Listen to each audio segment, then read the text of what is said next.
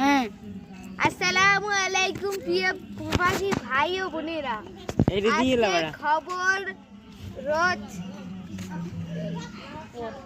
বন্ধ না ওইটা বন্ধ কর। আমি বলবো খবর কস না গা।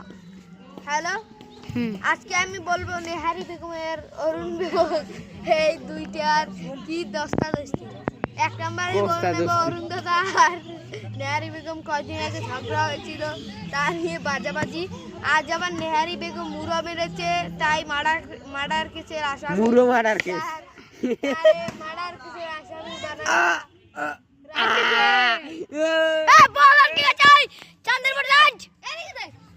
আবার হলো বল।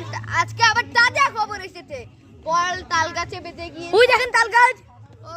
বলটা আর পাওয়া যাচ্ছে না, তা নিয়ে